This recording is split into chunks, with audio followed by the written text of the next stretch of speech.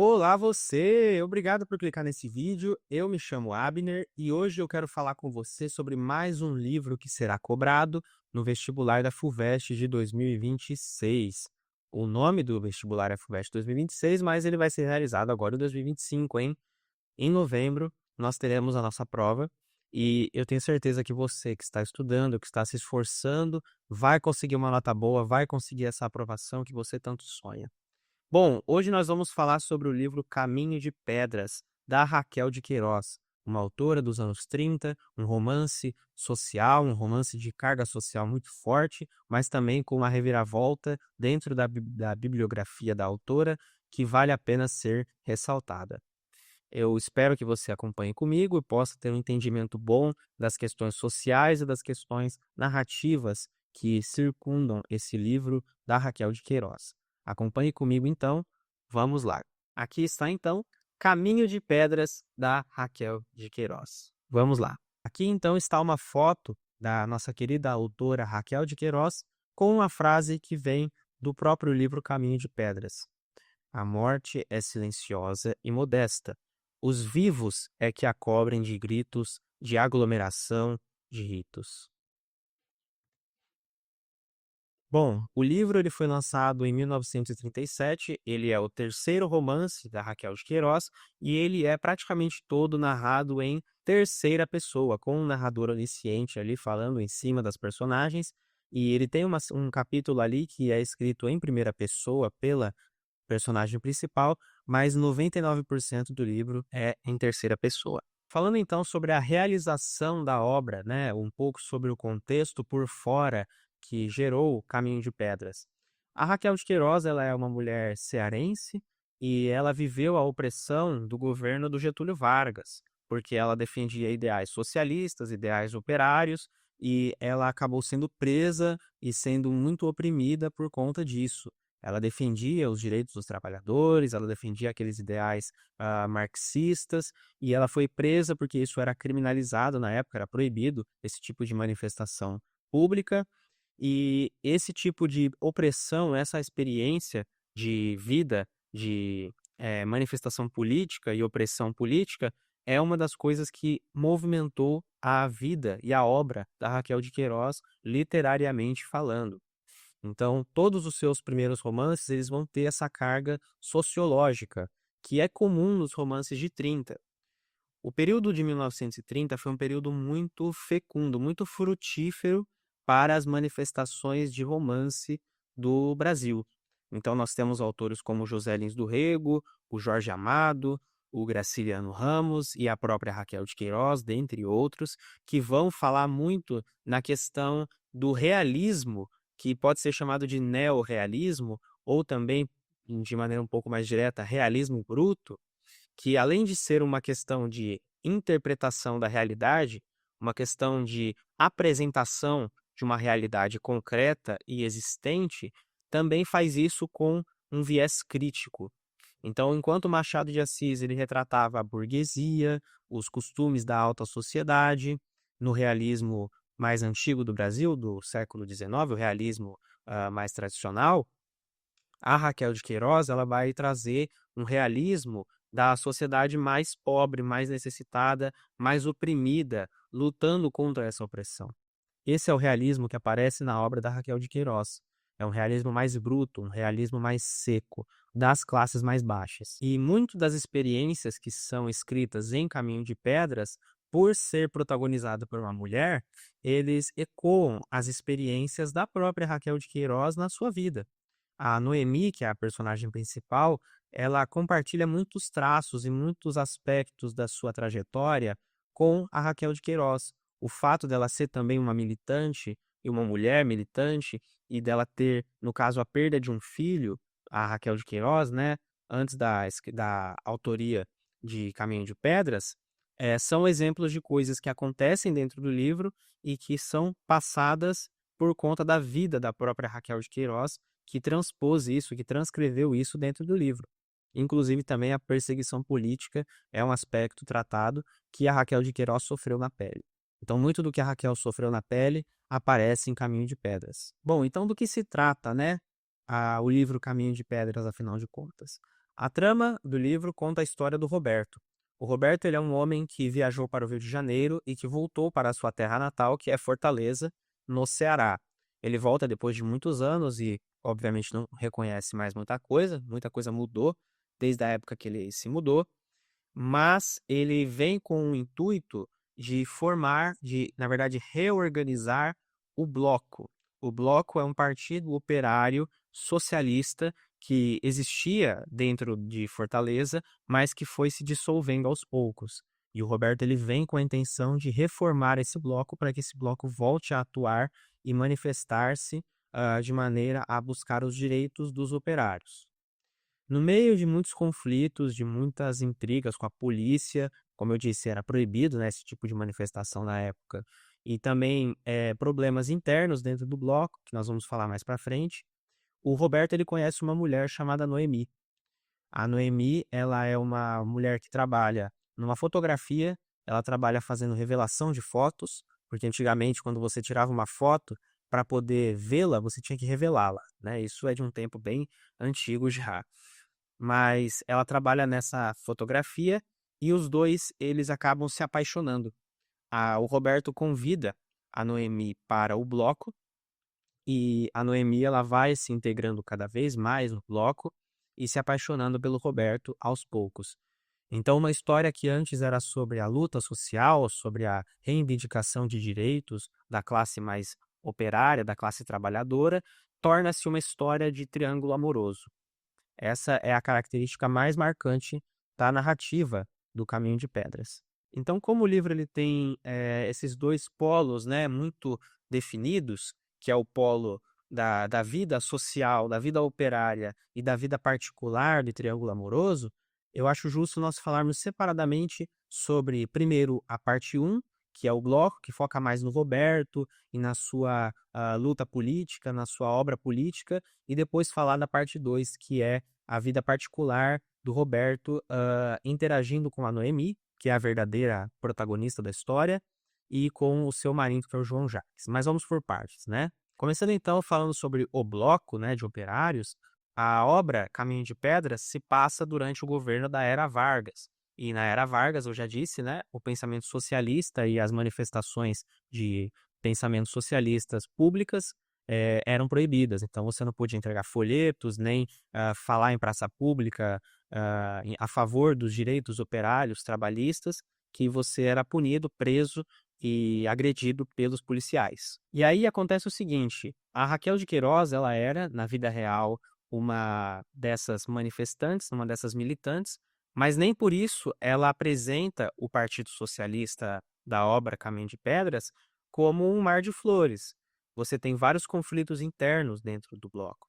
Os conflitos internos do bloco, eles acontecem porque existe uma parcela do bloco que são denominados os tamancos, que aí temos o 21, por exemplo, que é um operário, que é um cara muito cético, que tem muita desconfiança do Roberto desde o momento que ele conhece o Roberto.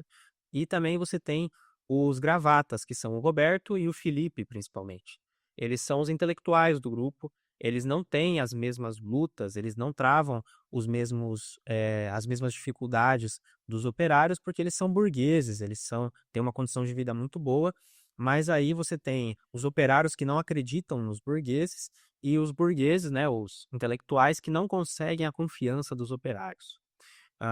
E aí nós vemos maneiras que os intelectuais buscam de remediar esse problema, de saber que o pessoal que era para estar com eles nessa luta não gosta deles. Então o Felipe, por exemplo, ele cria consigo um ideal de massa, um ideal de população, que é esse ideal que ele está defendendo, né? Na vida real, na realidade, os operários estão muitas vezes xingando ele e contrariando as suas decisões e os seus desígnios, mas na sua integridade ele vê essa massa ideal como aquilo pelo qual ele luta, pelo qual ele busca melhora. E também questões de gênero aparecem, tem um capítulo específico onde fala sobre mulheres, onde é dito que a luta socialista não cabe às mulheres.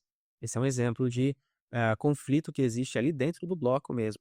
Então você vê que a Raquel de Queiroz ela é bem realista nos problemas e nas características ruins e complicadas de um partido operário dos anos 30, que ela conhece muito bem porque ela viveu, provavelmente viveu muito daquilo que ela narra. E aí eu tomo comigo essa frase aqui do Muraca para poder definir o que acontece ao longo do livro no decorrer das páginas.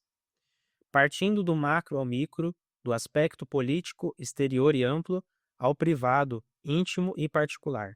É exatamente isso que acontece. Então, para que você visualize isso, vamos pensar da seguinte maneira: a progressão da perspectiva do conflito em Caminho de Pedras é a seguinte: nós temos esquerda versus governo. Esquerda que eu falo é o Partido Operário. Então, dentro de Fortaleza, Ceará, você tem essa grande esfera que envolve toda a população de Fortaleza. Dentro dessa esfera, você tem toda a sociedade, toda a população, e dentro dessa população como um todo, você tem o conflito entre o governo, que oprime esses ideais operários e a favor dos direitos trabalhistas mais evidentes e mais que dão mais autonomia e mais qualidade de vida para os operários, e do outro você tem os próprios operários que reivindicam aquilo que eles querem. Então você tem esse conflito direto que afeta toda a sociedade como um todo, porque são conflitos públicos que envolvem muitas pessoas. E aí esses conflitos eles podem ser representados pelo personagem 21, pelos outros membros, pelo Samuel, pelos outros personagens que aparecem dentro do bloco.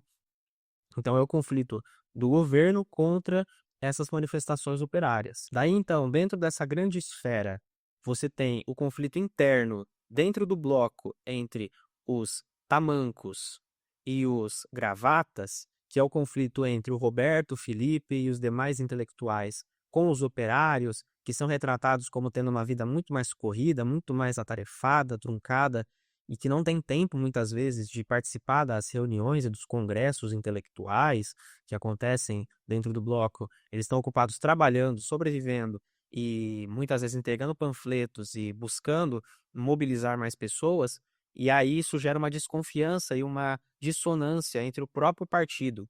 Então você não tem uma coesão ali, uma união total entre os tamancos e os gravatas. Esse conflito interno e todos os seus frutos, né, todas as suas problemáticas que acontecem por isso, já são dentro de um grupo específico, né? Dentro da sociedade como um todo, dentro de um grupo específico. E aí você pega dentro desse grupo específico, dessa cisão, um grupo ainda mais específico que são as pessoas de uma única família, que são a Noemi, o Roberto, o João Jaques e o Guri, que são a família da Noemi, né? No caso, Noemi, João Jaques e Guri, que vão ter que enfrentar as consequências da Noemi ter se apaixonado pelo Roberto. Então, você vê, você começa num conflito que envolve muitas pessoas, envolve muitas questões, daí você parte de um conflito que é menor, que é dentro de um grupo específico, e aí você parte para um conflito que é num grupo ainda menor de apenas 4 pessoas, que envolve só 4 pessoas. Essa é a progressão do conflito dentro de Caminho de Pedras, que é uma coisa que a Raquel de Queiroz antes nunca tinha feito nas suas obras, porque ela sempre teve uma preocupação muito grande com a parte sociológica, a parte de retratação social dos seus livros. E ela, pela primeira vez em Caminho de Pedras, ela pode tratar de um tema que ela queria muito falar, que é o amor, a questão do amor. Então acontece que, aos poucos, a história vai ficando cada vez mais deixando de lado o 21, deixando de lado o Samuel, deixando de lado o Felipe, e vai ficando cada vez mais centrada nesse triângulo amoroso e também na vida do gurizinho, que é o filho da Noemi, que por sinal o nome dele nunca é dito, tá? Ele só é chamado de guri o tempo todo. E aí a gente vai ver a luta interna, a luta pessoal da Noemi em não saber o que fazer, porque ela está apaixonada por outro homem, mas o João Jaques é um homem que trata ela muito bem, que nunca fez nenhum mal a ela, que trata bem o seu filho. Então esse conflito, né? Será que eu sou livre para tomar a minha decisão? Ou será que eu sou dependente do fato de que eu já tenho um filho e que eu estou casada com o João Jaques? Porque quando a Noemi ela conhece o bloco e os ideais que eram pregados pelo bloco, ela se apaixona pela questão da liberdade que ali aparece. Ela se apaixona porque ela descobre que a liberdade é uma coisa maravilhosa e tudo mais, que a liberdade é algo incrível, e essa liberdade encanta ela. E por isso ela vai ter esse conflito todo, não só porque ela se apaixona pelo Roberto, mas porque ela percebe que a liberdade é algo extremamente bom para ela, que é um negócio que ela deseja muito, ser livre. E entre muitas idas e vindas, muitas discussões e questões que acontecem na história, ela decide se unir ao Roberto. Ela se une ao Roberto de fato, eles ficam juntos e a Noemi implora para que o João Jaques não leve o guri. O João Jaques, claro, vai embora, né? Mas ele deixa o guri por chantagem da Noemi, chantagem emocional mesmo da Noemi, e aí acaba que vira uma nova família, que é a Noemi, o Roberto e o guri. E aí quando isso acontece, é importante salientar que por mais que a história tenha virado mais um dramalhão, uma novela, entre aspas, não existe em nenhum momento o descompromisso com a questão social, com a retratação social. Porque quando a Noemi ela abandona o João Jaques, ela torna-se uma pessoa diferente nos olhos das pessoas. Ela perde o seu emprego na fotografia porque ela perde clientes. Os clientes eles não querem comprar os serviços dela porque ela é uma mulher que é considerada adúltera, uma mulher baixa, que abandonou o próprio marido em nome de outro homem. O Roberto não sofre muita represália como enquanto aparece no livro. O Roberto ele fica de boa, mas a Noemi sofre muito das consequências desse término. E o que é importante notar é que a Noemi, mesmo diante de todas essas adversidades, ela não abaixa a cabeça. Ela se mantém convicta porque ela tem certeza que ela seguiu a liberdade da qual ela descobriu que é uma coisa maravilhosa para ela. Então ela é livre, ela tomou a sua decisão e mesmo com todo o julgamento das pessoas, ela mesmo assim não abaixa a cabeça. É uma coisa que define a Noemi dentro de Caminho de Pedras, é que ela é uma mulher livre, uma mulher decidida, que pega as suas escolhas, toma elas e não se arrepende. Agora vamos então para uma pequena bateria de questões.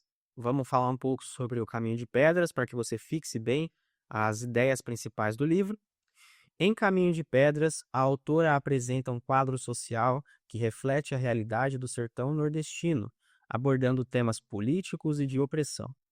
Qual das alternativas abaixo descreve corretamente o tema político central da obra?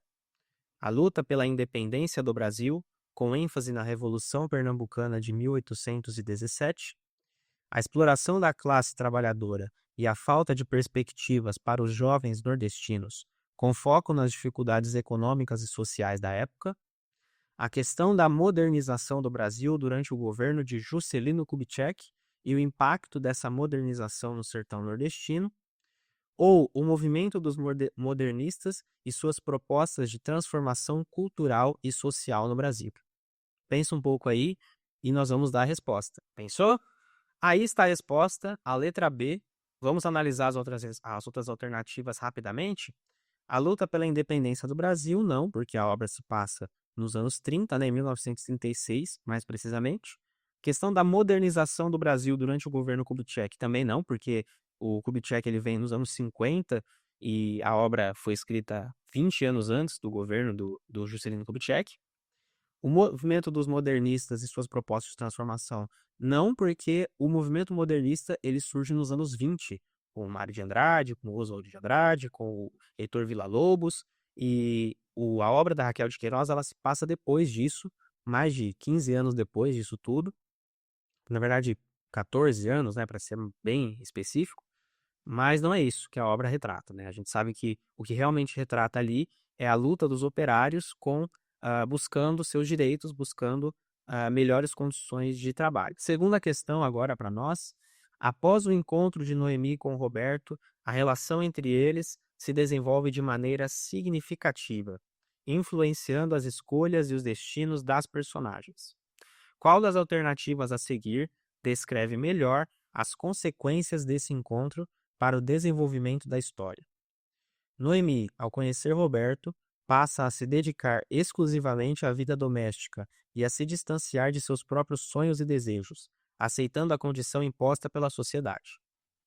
A relação de Noemi com Roberto a impulsiona a questionar os limites sociais e familiares, o que gera uma série de conflitos internos e externos, refletindo as tensões de classe e de gênero na época.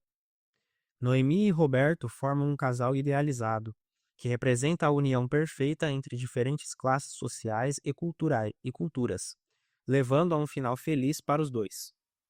O encontro entre Noemi e Roberto resulta em um romance passageiro, sem grandes repercussões, já que a trama se concentra nas dificuldades da vida rural e no trabalho árduo no sertão. Pensa aí comigo e me diga qual é a resposta. Se você apontou para a alternativa B, você acertou. Então, a relação de Noemi com Roberto a impulsiona a questionar os limites sociais e familiares. De novo, a questão de ter descoberto toda a questão da liberdade graças ao envolvimento com o bloco, o que gera uma série de conflitos internos e externos, refletindo as tensões de classe e de gênero na época. Então, a mulher sofre com a separação, enquanto o homem não sofre nada, e as questões de classe, tensões de classe, é porque ela é mal vista por todos, até mesmo pelo bloco. Ela acaba sendo um pouco mal vista pela sua decisão. Então, como é que termina a história da Noemi? Bom, uma bela noite, o Roberto e ela vão entregar panfletos, mas eles são pegos pela polícia. O Roberto é preso e ela fica sozinha. Por que que ela fica sozinha? Porque antes da prisão do Roberto, o João Jacques ele vai embora, como eu já disse, e o guri acaba morrendo, tragicamente. É daí que vem a primeira frase que nós colocamos no primeiro slide, da frase, né, da autora, que fala que a morte é silenciosa, que quem cobre ela de coisas é o ser humano. Isso acontece logo depois que o guri morre. E a Noemi termina a história grávida, trabalhando sozinha e esperando o filho do Roberto, ou filha do Roberto. Então, assim como as outras obras da Raquel anteriores, né, o 15 e o João Miguel, é uma obra, a Caminho de Pedras é uma obra que tem um enfoque social muito grande, por retratar um partido operário, as lutas dele em prol de melhores direitos e melhores condições de vida, de trabalho da classe operária, mas ao mesmo tempo que tem toda essa preocupação com a retratação social, que é muito forte no Romance de 30, a Raquel ela vai dar uma guinada diferente nessa obra, mostrando um pouco da vida particular de um casal, de um triângulo amoroso, uma coisa que ela não fazia antes, né? Porque ela estava sempre focada na retratação social. E aqui ela parte do macro para o micro, do geral para o específico. Nós temos uma história de uma mulher que descobre as questões de liberdade, as questões de que autonomia, de que ela poderia fazer o que ela quisesse por conta que ela é livre. E aí, o que que isso vai gerar na vida dela, o que isso vai gerar no coração e nas relações dela com os outros. E a mulher sempre excluída, de certa forma, sempre sendo vista com maus olhos, sempre sendo, no final das contas, a que mais se prejudica, porque ela não se separou sozinha, né? Ela se uniu com outro homem. Então a represália cai toda sobre ela. E isso é a representação da Raquel de Queiroz de uma mazela social, de uma rachadura social, de um defeito que aquela sociedade tinha. E ela retrata esse defeito através da vida particular de uma família. É isso que a Raquel faz nesse romance. E aí, se a Noemi tomou a decisão correta, se ela deveria ter ficado com o Roberto, se ela deveria ter aceitado uma vida que ela já seguia, né? Seguido a rotina, seguido o que ela já estava vivendo, cabe ao leitor, né? Debater e pensar sobre isso.